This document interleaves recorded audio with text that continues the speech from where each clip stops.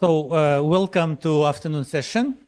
So it's my pleasure to present the first speaker, Dani Tubbenhauer from University of Sydney, who will talk about nodes as point clouds. So the floor is yours. Thank you so much for the introduction. And also I would like to thank the organizers for having me. It's my first time in Korea and has been very exciting so far. Yeah, so I think we have seen many good talks from very different fields. And I'm probably a bit exotic. Thank you for having me. So I'm was trying to, the talks kind of organized such that there's hopefully something for everyone, right? So there's kind of I want to present some new ideas to get some new conjectures and maybe some new theorems in anything representation theory, algebra, geometry. You'll see. So this is joint work with many people. So let me zoom in here. It's a big ongoing joint work with many people. And we would be very happy if you're willing to join in. Okay, but to make it, as I said, accessible for everyone, I will start by kind of explaining a little bit my dream, what I'm hoping this will eventually lead to, and what we are doing right now. And everything is kind of a little bit unfinished, which is not bad, but maybe in a year or so, contact me again, and we'll see whether the data is actually everything is already computed. Okay, need to be very careful here, I guess. Okay, so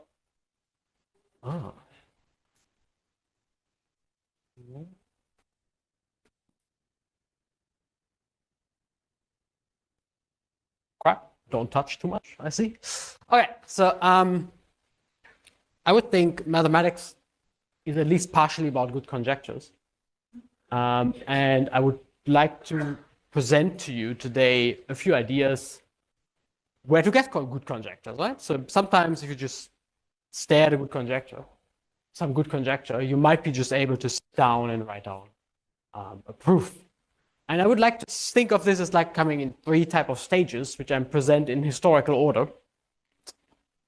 Stage 1, stage 2, stage 3, and stage 3 is actually the second one. We'll see in a second why. But here you see one of the first stages is when in the 1950s, 1960s, when the first computers were available to researchers, they started to do something like this, right? You have a certain data plot, and this looks like a line in that data plot. So one of the early examples is this famous Beer-Schwimmer-Dyer conjecture, and the conjecture essentially was one of the first examples that was discovered by looking at a huge amount of data and just to see what's coming up. And this is one of the main key conjectures. So one of the Millennium Prize problems. So very important conjecture, one of the first ones that came up. And essentially this is like what I see as stage 1, the computer assistant conjecture. Yeah? So you have some data set that you get from somewhere. Usually people started, of course, doing this by computing by hand, but often it's much better to have a computer. Computer can do much more efficient calculations. It just does 1 billion calculations for you per second or something like this. And conjectures are often born from calculations. And as I said, since the 1950s, roughly, people have started using computers to successively replace by hand calculations, right? Before that, literally, they were also the same idea, just you did it by hand. So like, for example, by hand calculation of really large prime tables, and then something like the prime number theorem, first as a conjecture and then as the theorem, came out of these calculations. But roughly since the 1950s, people have started to kind of look at this from a bigger perspective. Just you have a bunch of numbers, what can you do with those bunch of numbers?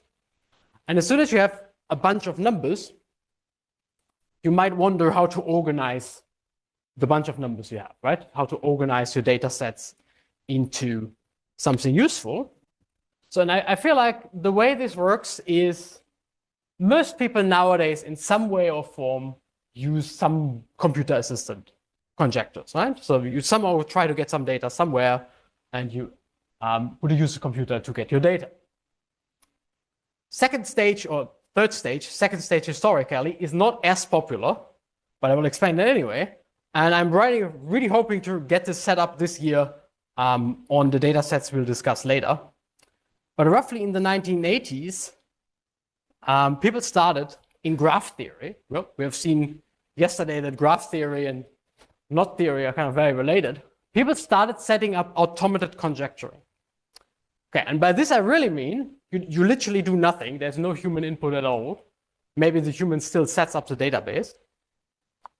And I'll explain roughly how it works. But they were looking at big databases. So let me explain how this goes.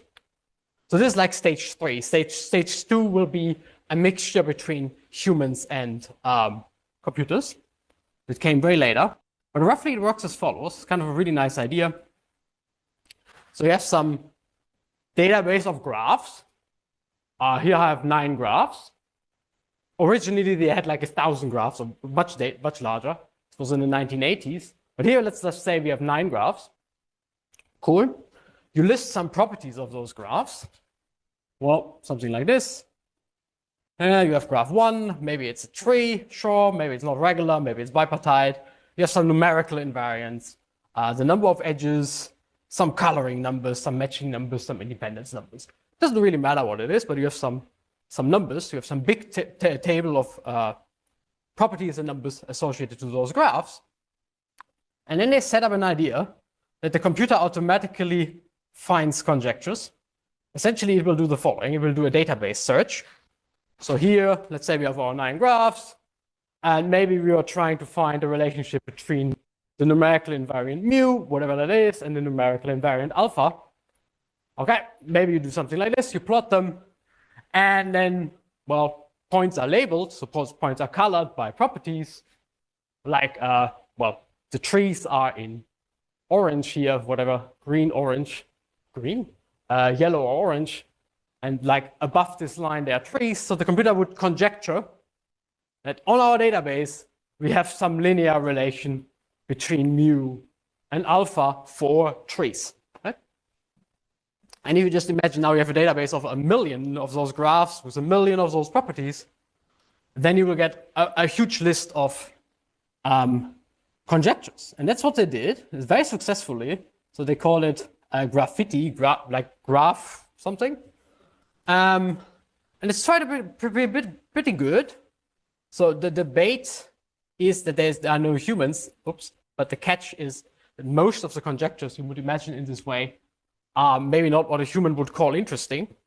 But a computer has no way to measure that, so it just spits out a bunch of conjectures. But imagine you get 1 million conjectures, then even if just 10% are interesting, you still have a lot of conjectures, you know? So that was kind of the idea, that they were trying to do what they were doing very successfully in the 1980s. And here are some examples. So let's zoom into this one. So they literally get an output like that. Conjecture 9 on their database. If G is connected and regular, then the matching number is bigger than the independence number. Something like this, right? And this bound is sharp on 3 graphs, so 3 regular graphs. And a few years later, people just looked at the list and proved certain conjectures. So that's kind of my dream, right? So you have something that gives you a list of conjectures. Maybe most of them are completely stupid, you don't care, but some of them will be interesting. And people can just go and just prove it. Optimally, and they already did that in the 1980s, you would even have the computer automatically prove the conjectures. For some, if the conjecture is reasonably trivial, they were able to do that automatically, right? So you get a list of conjectures, and the computer can verify some of them immediately. It's kind of really nice, and I think a very underexplored thing that I'm trying to pull off. So as far as I know at the moment, this is only done in graph theory. Yeah? Why graph theory? Well, I guess people just like graphs. So usually a lot of things in this area, like in the intersection of computer science and mathematics, often starts with graphs.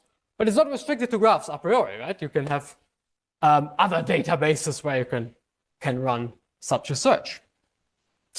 Okay, and maybe the more modern way of doing it.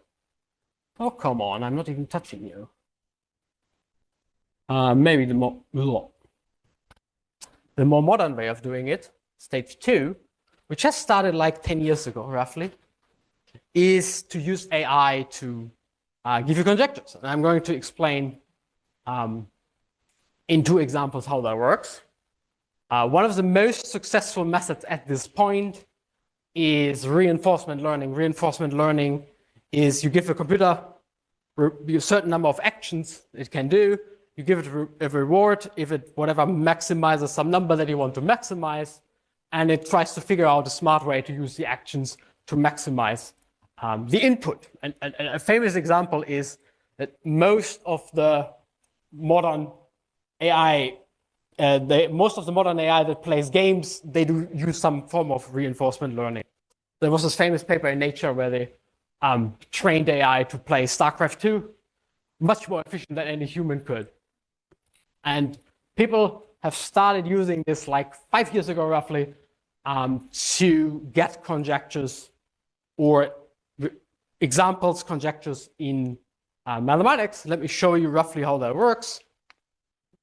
So a famous example is this. It works as follows, roughly.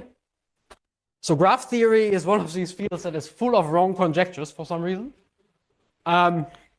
Well, ask me why. So Adam Wagner has a really great strategy, roughly 5 years ago, which has been used many, many times at this point, to just open a random graph theory paper. You find a conjecture like that. Yeah? Let G be a connected graph, and then there are some numbers associated to that graph, whatever those are. And then there's a conjecture. Okay, fine. And then Adam says, okay, perfect. Graph theory conjectures are mostly wrong. Yeah? So we just take that as an ansatz and look at this equation, and we use reinforcement learning. We give points if we kind of make this number small, right? We want to get it below 0. We just make it small. Okay. So what then the machine usually does is it generates a set of examples for you. So it generated one of these graphs and a whole bunch of them. These were not counterexamples to the conjecture. They just had a very low, very small number.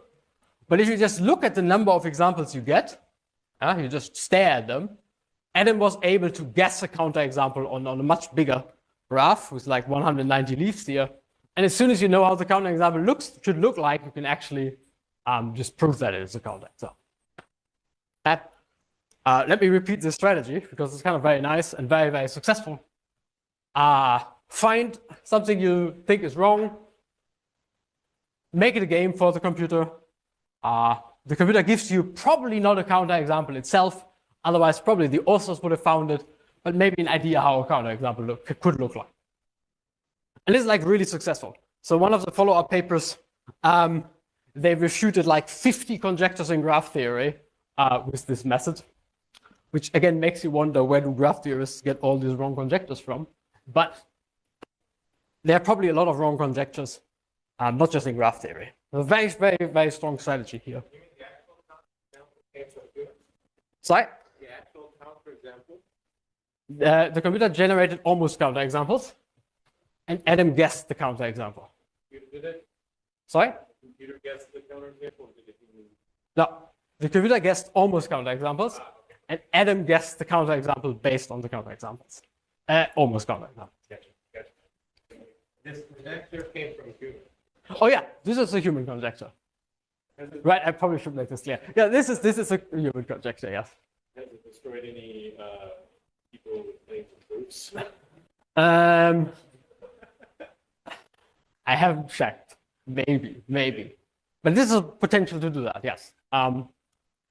Because what really happened here is that they probably checked it on two small graphs, and this graph has like 200 vertices or something, and man, it's just out of reach. Yeah. What if you ask the computer to find a counterexample to the four-color theory? How far will it get? How far would it get to? Thing to do? Yes, it probably is. I don't think anyone has done that, but it might find the minimal configurations that you need to check or something. So if you ask the computer for a counterexample to something that is correct, it will find almost counterexamples. So potential cases you need to be careful about. Yeah, absolutely. I mean, you could try that. The four-color theorem. Yeah, maybe you disprove the four-color theorem. I think that one is really safe.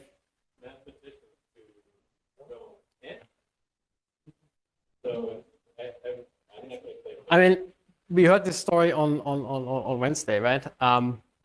This looks like something, not the four-color theorem itself, but a wrong proof to the four-color theorem potentially could be disproven this way. Cool. So this is something I can do really well at the moment.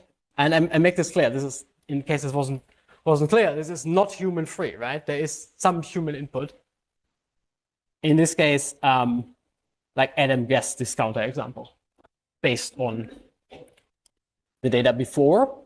I'll show you another example, how this works. More recently, like last year, there is this huge new idea, which people are very, very, very fond about. It. They get very obsessed. They get very. They really like it. They think of this as kind of the new Fourier transform. So it's a very, very useful method. And it's called alpha evolve.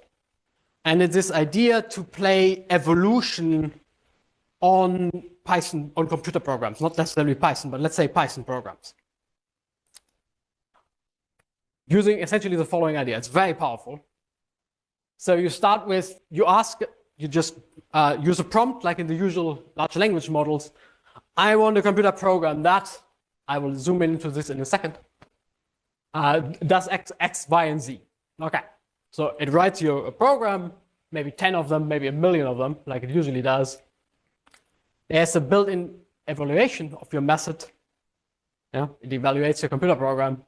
Some will survive natural selection. And then it takes the survivors and mates them in a certain way, right? And it's not restricted, like in biology, you don't need a binary mating. You can mate 1,000 programs into one. You can mate a program with itself. Like evolution, you mutate it a little bit. You tweak a little bit the syntax, and you have a new generation, and then you just repeat this cycle like, God knows, like a billion times, right? So how this works is literally, they've set it, it's not available for the public. It's alpha evolve, so it's Google DeepMind. But hopefully, eventually, this will be available for the public. It's literally like you prompt it with what you want, and it writes Python programs and plays evolution on Python programs until whatever it is you want, hopefully it will converge. Sometimes it doesn't. Sometimes it gives you something reasonable. Yeah? Just want to highlight this really fun idea of evolution is so powerful. That's literally the reason why we're here, right? And you just play it on something in mathematics, like Python programs. And what these guys did, like 2 months ago or something, very much to the liking of hopefully you guys here, is they found unexpected hypercubes in the Brouwer order. So let me zoom into this picture. So here's the Brouwer order of S4, permuting the sets 0, 1, 2, 3. So here's the identity element. That's the longest word. And the Brouwer order is like the natural order you would put on this set, but it's like really difficult. So not much is known about the Brouwer order. But if you look at this first example in S4, first interesting one, you find this element 3, or let me try this way.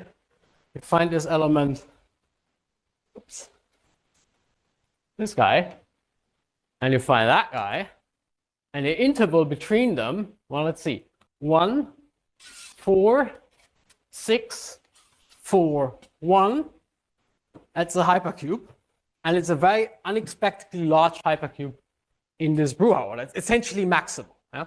So we know that the whole thing can't be a hypercube. It's a permutahedron. But this is like as big as it gets. And everyone is super surprised. Nobody knows where that comes from. And this is like a good example where you can use AI. So they literally prompted AlphaEvolve, very nice, to write a code that finds this element, and then checks whether that's a hypercube. And they played this evolution game, and they found a sequence of those elements. Yeah, and then they did the same as in the previous example. They stared at those elements and found a pattern, and then were able to prove that symmetric groups have the maximal possible hypercube inside of Brouwer order. Very impressive example. And this is roughly what AI does for you at this point.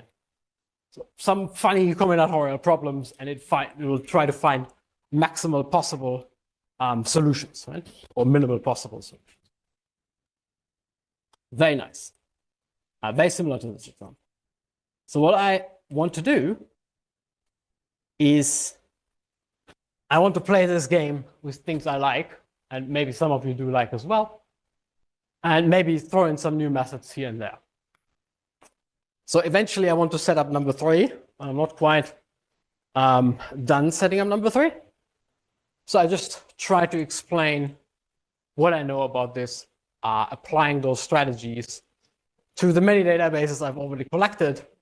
I stick with the one which is most polished, the Jones polynomial and friends. But in principle, I also have other things you like. Maybe you like Casalusic polynomials. There's a secret grading on the symmetric group. You can look at graded dimensions of symmetric groups. Also polynomials, and other stuff like McDonald polynomials or whatever. It's very unexplored. So if you have any database, I'm happy to feed it in. But this is roughly what I have in mind, right? To play those games on these type of databases. And I show you what I know at this point. Cool. Absolutely. This graph, give me 10 minutes, you'll see it again. It's a very nice graph here. Okay, you'll see it again. I call it the Jones polynomial. You'll see it again. All right. Here's my favorite photo of Jones.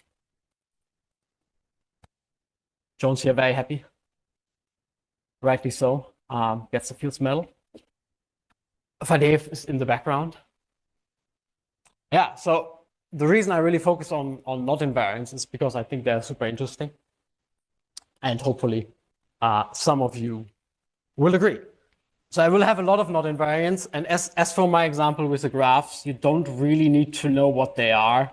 So if you know what the Jones polynomial, come on. If you know what the Jones polynomial is, you probably will be fine. Yeah. Cool. All right. So what I want to do first, oh, come on.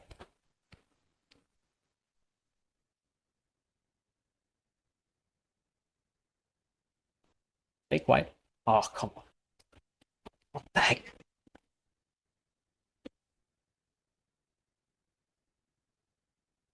Hopefully this works now. Ah.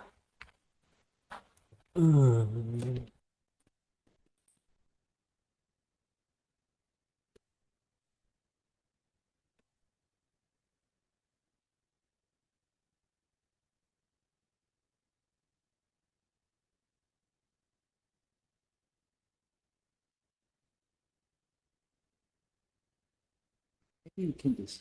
Instead of this.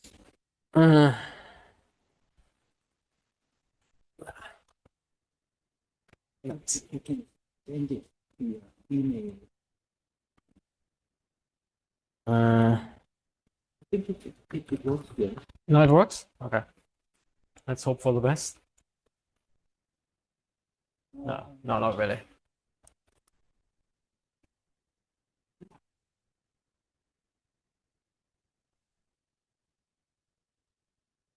No, it's not plotting. Now it works. Maybe we give it a try. Oh, I use my mouse. It's okay. As long as the cable works, I'm happy.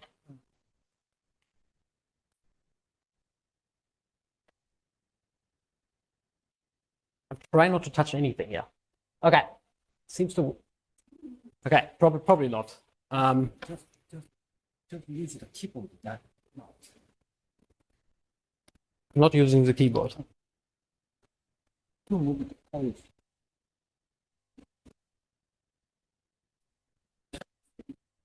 Okay, maybe just move it over. Let me try that.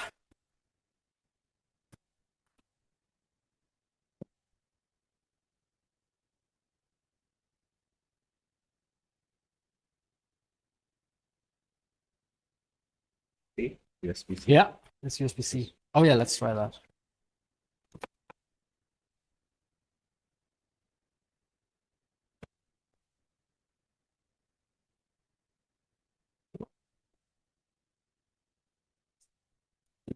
No. Give me a second. No? This is probably an extra screen. No, this is my background. It's probably an extra screen. I see. No, I can do that. Give me a sec. No, really. Oh, no. I can just mirror my display.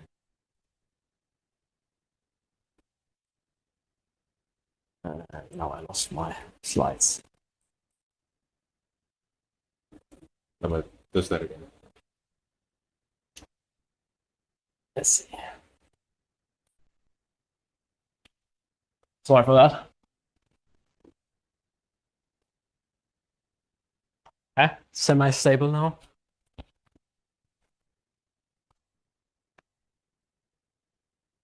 All right, let's hope this works. Let's go back. Okay, so what I want to do is I want to take Jones polynomial type input and play my big data games on it. Okay. And the first thing I want to try is the following. So let me just go there now. So the whole idea of topological data analysis is the following. It's the idea of finding the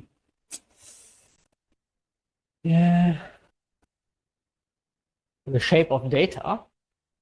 Yeah. So here imagine you have a set of data points, and these guys form a circle. These guys maybe form a line, and these guys form type of clusters.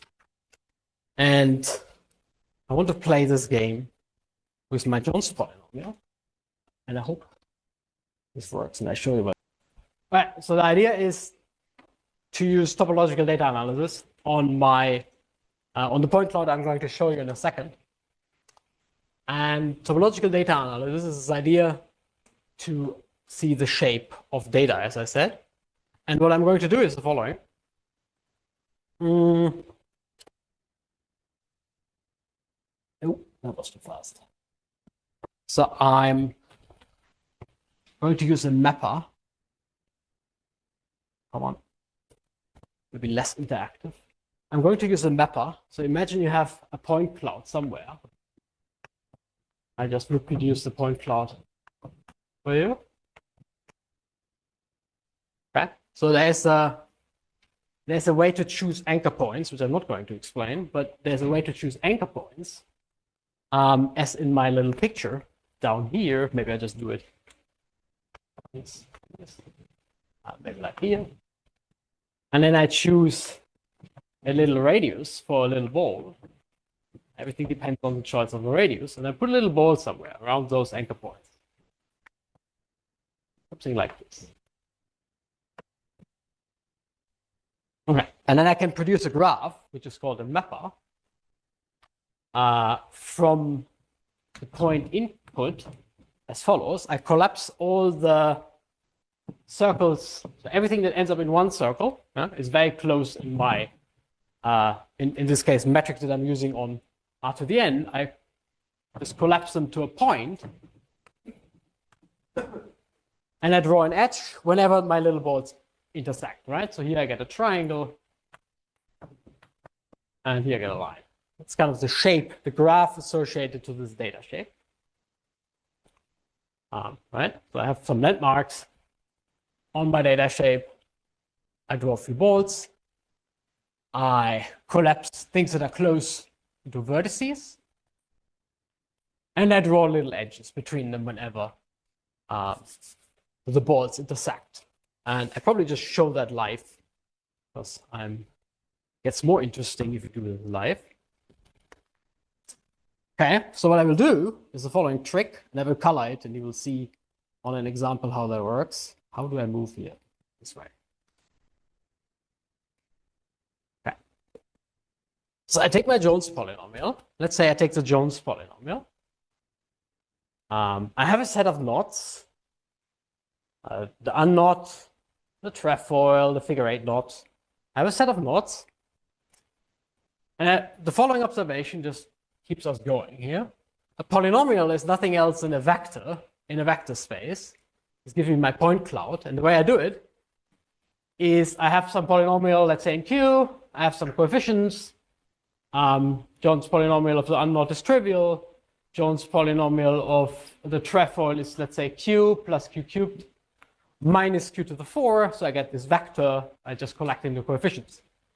And to put them all in the same vector space, in the high dimensional space, I look at the smallest appearing coefficient. I look at the largest appearing coefficient, and I flank everything with 0 so everything stays in the same vector space, right? I just flank everything with zeros, and I get a bunch of vectors, okay? And they all live in the same space. On the database, you should expect, in this case, it's an 11-dimensional space. On the database, let's say you run it over all knots up to 16, 18, 20 crossings or something, you will get a really high dimensional space, right? This is a really high dimensional point cloud. And I'm running this game on it. And I show you what comes out. All right. And the nice thing about it is you can just literally just set that up. What is zoom here? This is zoom. Excellent. So it's called a mapper. Here we go. So I have all of these data. Various things that you don't necessarily need to know. But there's an Alexander polynomial, if you know what that is. Maybe you have seen the Jones polynomial. Maybe you know what Hopmann homology is. All of these guys, which I just put in a vector space. And then I'll show you how the Jones polynomial looks like. So here is our Jones polynomial. Isn't that beautiful? It's probably a bit too much zoomed in. Here's our Jones polynomial. So the Jones polynomial, the intrinsic structure on the Jones polynomial, on my database, I show you, the question you should have at this point is, I'm choosing an epsilon. I show you a movie in a second when I vary the epsilon. But this is kind of a screenshot of the movie. The intrinsic structure of the Jones polynomial is that it has this funny clustered center where you see all of these large vertices, and it has these tentacles that are stretching out of the center. Very interesting thing. The size of the balls, I will try to do that on screen. The size of the balls, let's zoom in, correspond to how many knots get squeezed. So here our little very dense center. Okay. So here my little ball in the middle, there are 90,000 knots. Yeah, very large. So it has a very dense center. And if you zoom out, so here there are just 10 knots out here, right? So it's very dense in the middle and then kind of spreads out.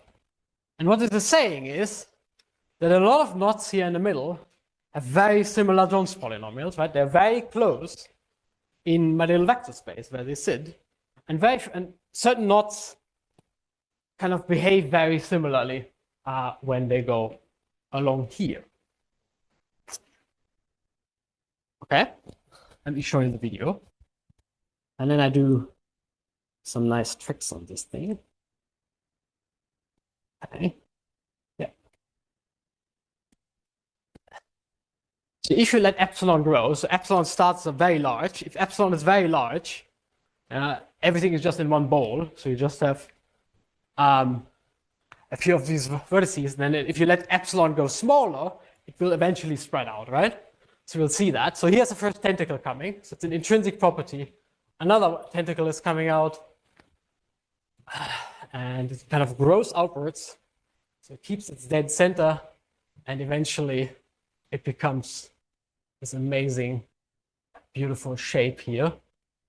Okay, let it run again. So it's really an intrinsic property. It's Jones polynomial. Most knots are very similar, have very similar Jones polynomials. And some knots kind of go their own way, kind of stretch out in their own way. So what I want to do with this database is the following. So now I closed my slide. That's very bad. You can find it on my website. Who cares? There you go. Wonderful. So what we can now do, as soon as it's loaded, I told you I have a database. So I have many, many invariants. So I can just put on certain colors. For example, I could check where are actually my alternating knots in this picture. So here's my picture again. So where are actually the alternating knots? Well, let's see where they are. You get these beautiful pictures. So what you see here is a heat plot in a rainbow scale, because why not? So red means very high percentage. Blue means very low percentage, and then it's a rainbow scale. So what you see in this picture is the intrinsic structure of the Jones polynomial pushes the alternating knots far away from everything, right? That's literally what you see here in this picture. And the non-alternating knots stay here in the middle. So if we would scroll over whatever that thing here, and there are 100% alternating knots. So all of these 10 knots are alternating. And if we go here in the middle, let's say we can do that. And only 1% of the knots are alternating in this case. So only like 2,000 out of 300,000.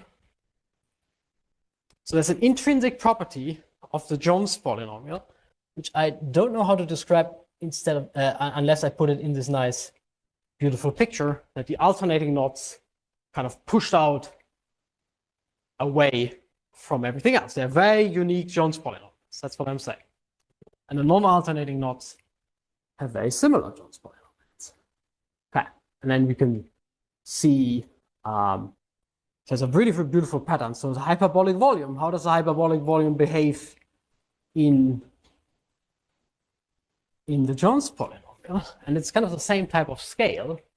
So knots with small hyperbolic volume are in the center, and knots with large hyperbolic volume, for example, are here all on the outside. So there's an intrinsic relationship, which is not so easy to describe, but you can literally see it here in this picture, between Jones polynomial and the hyperbolic volume.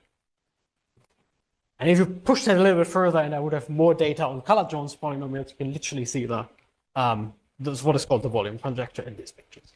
But anyway, this is already telling you, even if you don't know what this is, there should be a relationship between my Jones polynomial and the hyperbolic volume, which goes out in these in this radial type pattern. Yes. What is the reference point in the center? What is the reference for this plane? The unknot is in the center. This coordinate. Right. So I could extract. I show you something in a second, but I could extract the specific knots. But since it's such a large dimensional space, so the point cloud lives in a million dimensional space, I lose some information projecting it down. So the directions actually don't mean anything. They're just saying they're different from the rest. Beautiful. Oof.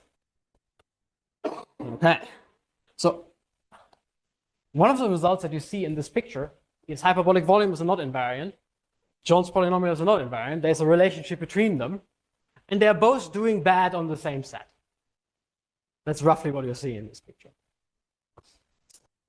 Okay, and then you put in whatever your favorite not invariant is. Yeah.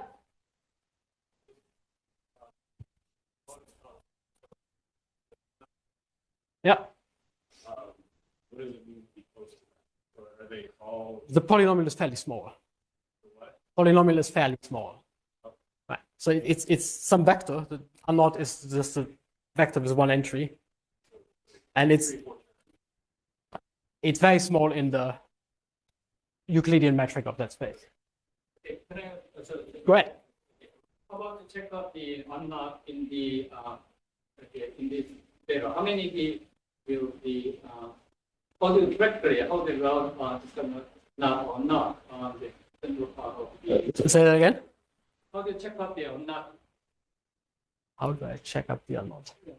Okay, start with you have the Yeah. you have the less than 1%, you have the unknot, and then 100% you have a 10 knot, and then before that, how do you get on nothing of the knot within 1% beta? How do I get? I don't understand the question. Okay, let's look at the you have the center. Yes. Center reference point the unknot.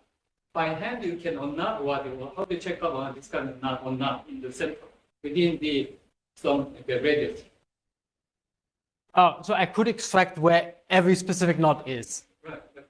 I just could extract it. I'm not doing it right now on this graph, but in principle I could track every single knot, and you can actually do it on the website. You just put in the knot and it will find it on the graph. I'm not doing it right now. This is right. By hand I could do it. I could do it.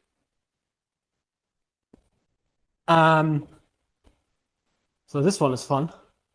So if you take the signature, another of these classical not invariants, then you get this funny, beautiful picture where essentially well, we'll just scroll over it. Essentially every branch, so the knots that are special are on those branches, right? These are the special knots. And the knots that are very generic are in the middle because you can't distinguish them in the Jones polynomial. So if you do that, then you end up with, there's a relationship between the Jones polynomial and the signature, which is not completely obvious, that all of these knots running down this blue tentacle have signature -6. So all of the knots, let's read here, that run down this tentacle have signature is an integer invariant, have signature 0.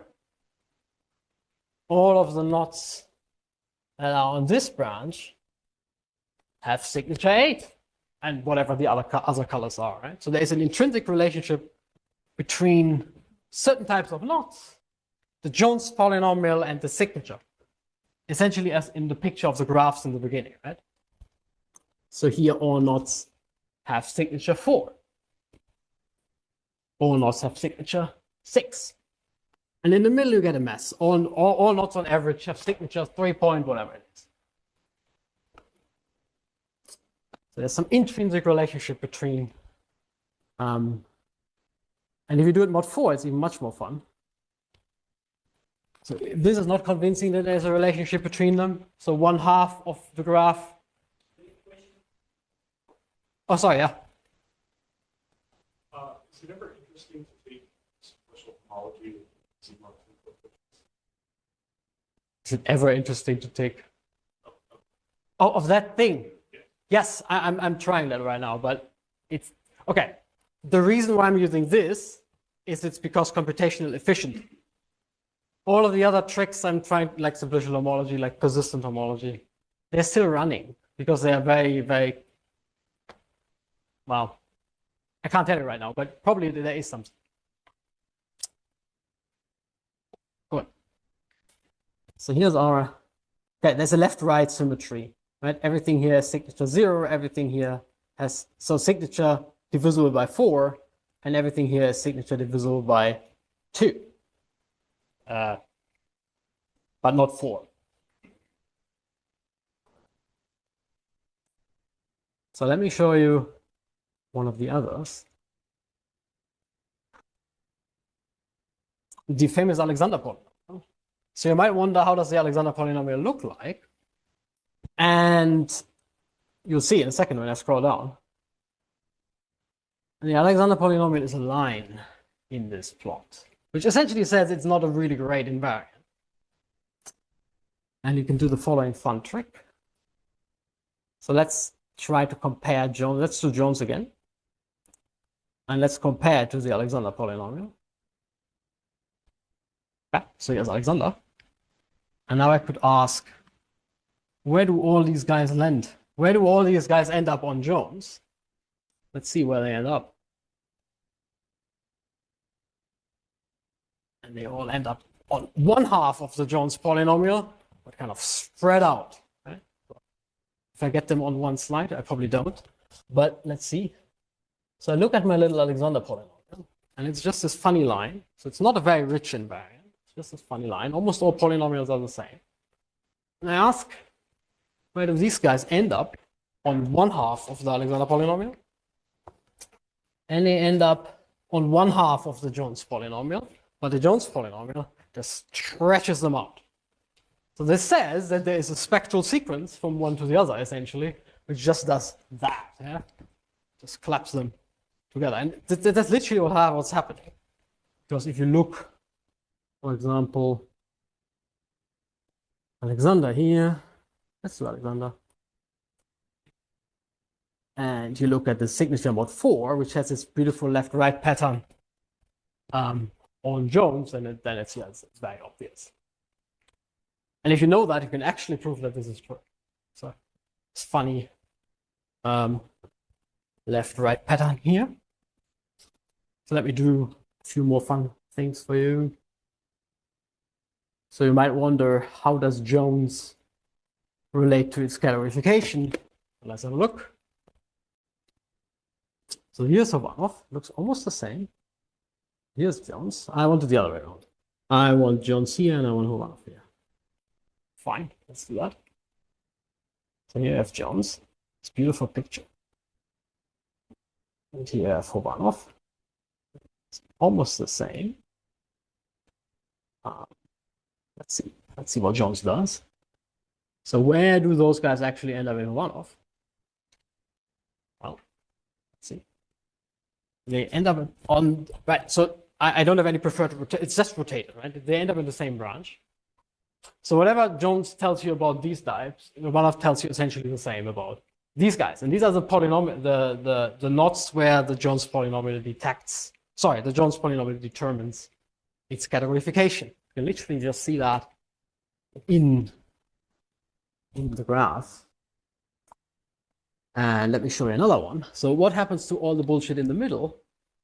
Try to select the middle. Yeah, it was good enough. So what does Hovanov homology do to the bullshit in the middle? It spreads it out a little bit. So this is how I think by now of categorification. So let's try what Jones polynomial does. So here's Jones, a very dense center. Almost everything has a very similar invariant. And here's what Hovanov does. Still a very dense center, but it stretches us out a little bit. You can literally just see that. But it never makes something that is very special. It just makes it a little bit different. Cool. And you can play some other games. Let me play one more. Get rid of that. Let's look at Hovanov homology and colors. So there's this famous S invariant. If you don't know what that is, doesn't matter. And there's a clear relationship between invariants. There's a -4, there's an 8 branch, there's a 4 branch, there's a 6 branch, there's a -6 branch. And this reminds you, wait, doesn't the signature exactly the same? So I click on the signature. The picture doesn't change. Well, let's click on the S invariant. If you pay a lot of attention to the center, you'll see that they're not the same. Let's try one here. 1.62. Let's look at the S invariant. 1.0. So they're not quite the same, but the pictures are almost the same, which tells you that there should be a relationship between Havana homology, this S invariant, and the signature. And of course, you can just then go and just try to write it down. Right? So they're almost the same, the signature and this funny S invariant. Okay, so let me try to go back and then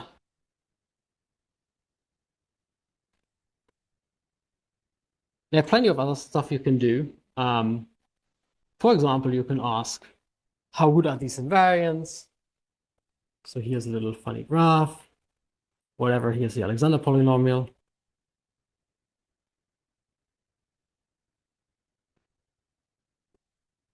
Click of all of them.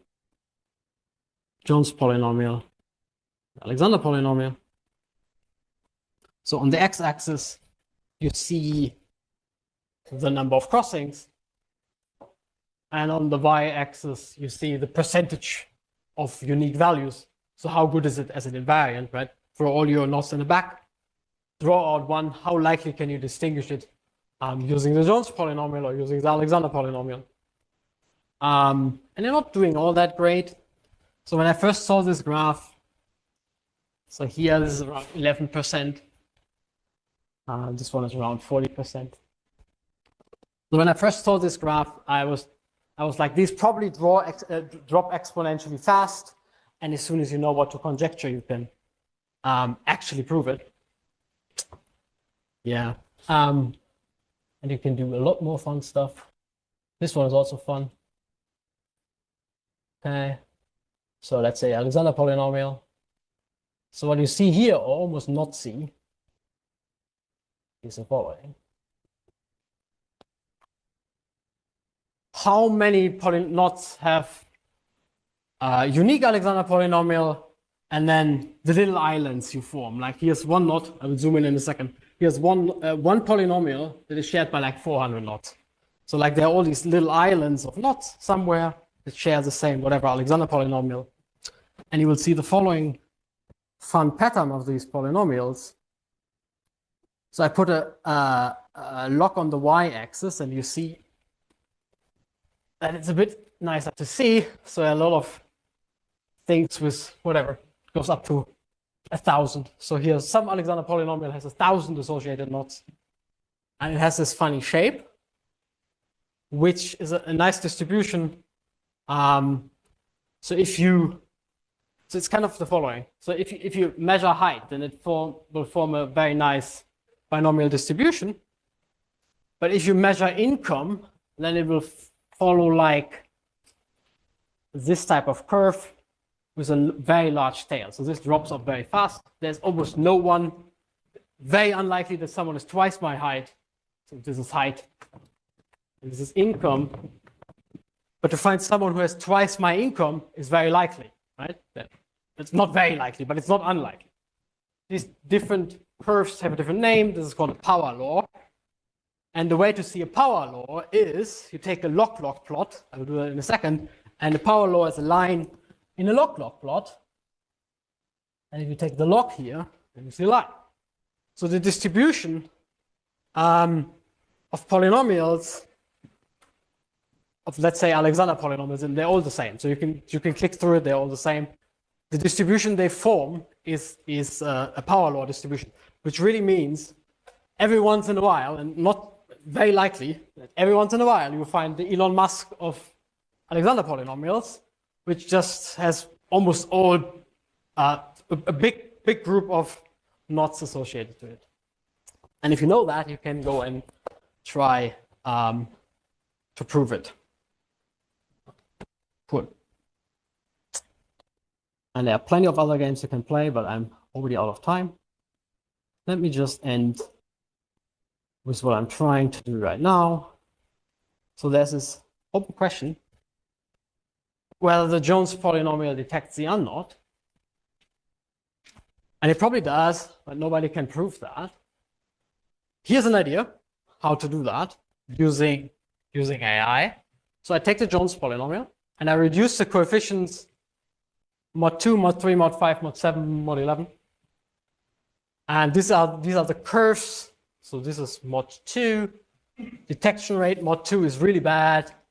And detection rate mod 3 is a bit better.